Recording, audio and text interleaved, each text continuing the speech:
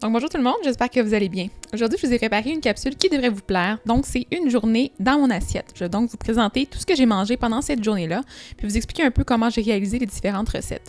J'ai donc commencé la journée en buvant de l'eau. Donc moi, ce que je fais souvent, c'est que je prends un pot maçon, donc un gros pot, là, 1 litre, et je mets du jus de citron dedans. Je me casse pas la tête à faire des tranches, à faire des choses comme ça. Là. Vraiment, je mets seulement du jus. Je mets le morceau de pelure dans le fond du pot et je rajoute de l'eau froide, qui est de l'eau de mon pichet d'eau filtrée. Là. J'aime ça garder de l'eau froide quand même au frigidaire, donc je rajoute cette eau-là, puis des glaçons. Donc je bois de l'eau avec du citron, pas parce que ça a des vertus particulières, pas parce que c'est miraculeux, détoxifiant ou n'importe quoi. En fait, je bois vraiment ça parce que j'aime le goût et ça me permet de boire plus puis d'être hydratée toute la journée. Des fois, je bois dans cette bouteille-là aussi, qui se trouve être une bouteille en plastique d'à peu près 1 litre aussi. Des fois, c'est plus pratique là, pour dans la vie de tous les jours, ça m'évite de le renverser. Ensuite, je me suis fait des gaufres. Donc, j'ai utilisé mon mélange Mix-It. C'était vraiment un test cette fois-ci pour faire une recette de gaufres avec le mélange de gruau choco-banane. Donc, pour la recette, c'est assez simple. Il faut commencer par casser un œuf dans le bol du mélangeur. Ensuite, on peut ajouter une demi-banane. J'ai pris une banane assez mûre. Là, ça donne un peu plus de goût sucré à la recette. Donc, c'est vraiment mieux. On peut ajouter moins de sucre encore là par la suite. Donc, la demi-banane. Et ensuite, j'ai mis une mesure de poudre de protéines à la vanille. C'est un peu plus qu'un quart de tasse. Je pense que c'est un quart de tasse et une cuillère à table, quelque chose du genre, là, mais je vous mettrai la recette en ligne sur mon blog. Ensuite, j'ai mis une demi-tasse de gruau, qui se trouve être le gruau choco-banane, comme j'ai dit tantôt, de Mix-It. Donc, c'est un gruau avec des morceaux de banane, des morceaux de dattes, puis il y a un petit peu de chocolat puis de graines de chia dedans.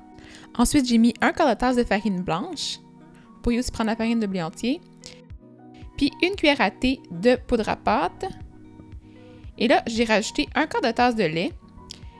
Mais comme vous allez pouvoir voir, j'ai eu des petits problèmes à mélanger le mélange. Ça l'a pas vraiment bien mélangé. Vous allez pouvoir le voir, là, ça l'a fait un beau bzz, bzz, et c'était buggé. Et j'ai un mélangeur Ninja, là. Normalement, ça fonctionne assez bien, là. Mais on a pu voir qu'il manquait de liquide. Puis là, je me suis dit, tant qu'à manquer de liquide, on peut ajouter du sirop d'érable un petit peu. J'en ai ajouté quand même beaucoup, là, vous pouvez en mettre un peu moins, donc j'ai mis une cuillère à table et j'ai remis un autre quart de tasse de lait pour m'assurer que le mélange soit assez mouillé. En fait, la première fois, il était vraiment trop ferme, là, puis je voulais avoir une pâte d'une texture particulière pour faire des gaufres. Puis là, ben ça, c'est la joie de faire des essais-erreurs quand on fait des recettes, comme je vous l'ai dit dans l'autre vidéo. Donc, des fois, je fais des petites erreurs et je rectifie le tir ensuite, puis là, quand je vous fais la recette, je vous mets les bons ingrédients. Donc là, j'avais une texture qui était à mon goût. Donc, j'ai pu préchauffer ma machine à gaufres. Puis là, j'ai fait mes gaufres en mettant en premier du spray là, de l'huile en vaporisateur. Vous pourriez aussi acheter une bonbonne plus de qualité que ça, avec de l'huile d'olive à l'intérieur. Là, ça serait peut-être mieux pour la santé. J'avoue que j'ai été pour le pas cher. Puis je me dis que c'est pas une grosse quantité d'huile, c'est pas la fin du monde. Et là, j'ai mis ma pâte à gaufres. Faut pas en mettre trop non plus parce que ça va exploser un peu partout, mais donc, cette quantité-là, d'habitude, ça fonctionne assez bien. Là, vous allez pouvoir voir, ça va peut-être un petit peu déborder. Mais bon, hein, ça arrive. Et là, c'est cuit. Et là, je retire mes gaufres. Elles sont un peu trop cuites, là. C'est mon genre. Je cuis tout le temps les choses un peu trop la première fois. Et comme cette recette-là fait seulement 6 gaufres, ben, j'ai eu les 4 premières gaufres assez cuites.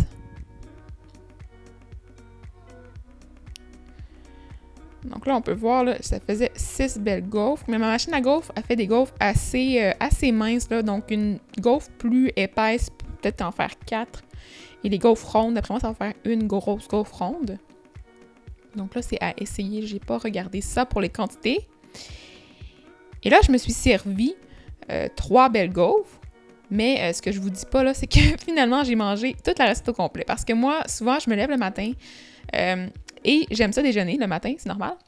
Mais je me lève souvent assez tard. Donc, ce que je fais, c'est que je me fais un gros déjeuner puis je le mange en 2 portions. Donc, c'est comme si j'avais un dîner dans l'après-midi, là. Donc là, ce que j'ai fait, je vais continuer pour la recette. Là, ce que j'ai fait, c'est une espèce de garniture au chocolat et aux bananes pour mettre sur le dessus de mes gaufres. J'ai pris ma demi-banane qui restait. J'ai mis une cuillère à table de cacao. Puis, j'ai ajouté un peu de sirop d'érable, ce qu'on voit pas sur la vidéo. Pour mettre ça un petit peu plus sucré, mais pas beaucoup. En fait, moi, je suis pas du genre à manger les choses très très sucrées, puis le goût du style chocolat noir, ça me plaît. Donc là, j'ai mis ma petite garniture sur mes gaufres, puis j'en ai gardé un petit peu pour les autres gaufres. Et j'ai fini par garnir avec des framboises et des belles mûres fraîches. Donc, ça donnait ça pour mon déjeuner / dîner / collation d'après-midi. J'ai aussi mis du sirop d'érable sur le dessus parce que, bon, j'aimais trop de sirop d'érable.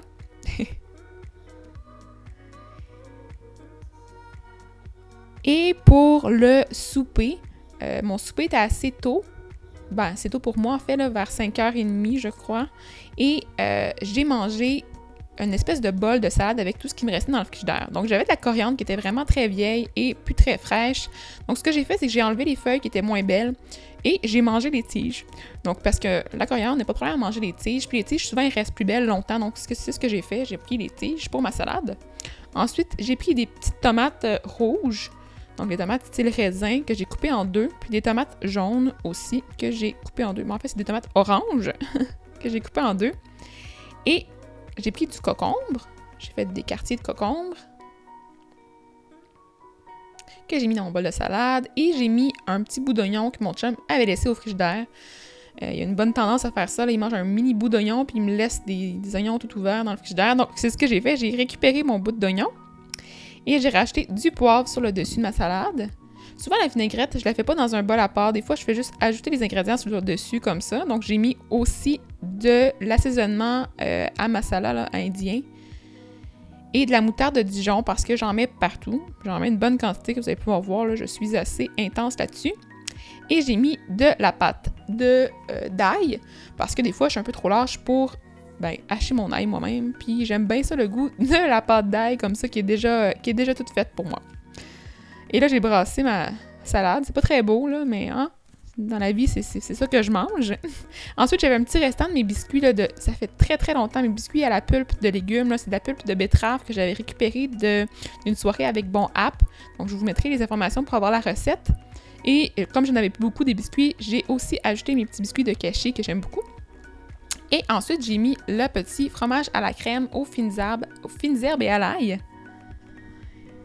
Et ensuite, j'ai mis un petit mini bout de poulet parce qu'il me restait ça dans le frigidaire. Et là, je me suis dit, ça me prend un peu de protéines de plus parce que le fromage à la crème, c'est pas très riche en protéines. Donc, j'ai fait ça et j'ai mis de la coriandre, des petites feuilles fraîches qui me restaient sur le dessus. Donc, ça ressemble à ça, mon bol souper. J'ai donc mangé des craquelins avec le fromage à la crème. Puis là, il me restait des craquelins après. Puis il n'y avait plus de fromage à la crème. Donc, je me suis rajouté une petite quantité de beurre de pinot parce que je mets du beurre de pinot partout. Donc là, j'ai mangé ça ensuite. Et pour le dessert, donc qui se trouve être en soirée, j'ai mangé un mug cake qui est au chocolat. Et c'est un mug cake qui est protéiné encore. Là. Je mange quand même beaucoup de poudre de protéines. Vous allez voir, c'est peut-être pas optimal mon affaire. Mais bon, c'est un mug cake qui est tellement bon que là, vous ne pourriez pas vous en passer. Vous allez pouvoir voir la texture en dedans. C'est super moelleux. Le coulis au chocolat est fondant. Là, je ne vous donne pas la recette parce que j'ai une capsule qui s'en vient exclusivement sur des recettes de mug cake avec de la poudre de protéines. Donc, vous allez pouvoir voir là, ça plus en détail rendu là. Puis ensuite, après avoir mangé mon mug cake, j'avais encore une petite fringale parce que je me couche assez tard et j'ai mangé du yogourt grec avec de la poudre de protéines un peu dedans et du beurre de pinot au cacao. Donc, c'est un beurre de pinot en poudre que j'ai mélangé ensemble dans mon bol, dans le fond, mon vieux bol de mug cake. Et j'ai rajouté des bleuets congelés, un peu de céréales. Puis, j'ai aussi mis des graines de soya. Donc, des graines de soya qui sont rôties. Ça, j'en mets partout aussi. Il y a des protéines là-dedans. C'est des super bonnes protéines. Puis, j'adore ça. Donc, j'espère que vous avez aimé la vidéo. Si vous avez aimé ça, donnez-moi un pouce bleu. Puis, donnez-moi des commentaires aussi en bas si c'est le genre de vidéo que vous aimez. Parce que ça me ferait plaisir de vous en faire d'autres. Peut-être un peu moins formels que celui-là. Peut-être juste filmé comme ça rapidement. Donc, j'ai hâte de lire vos commentaires. Puis, à la prochaine!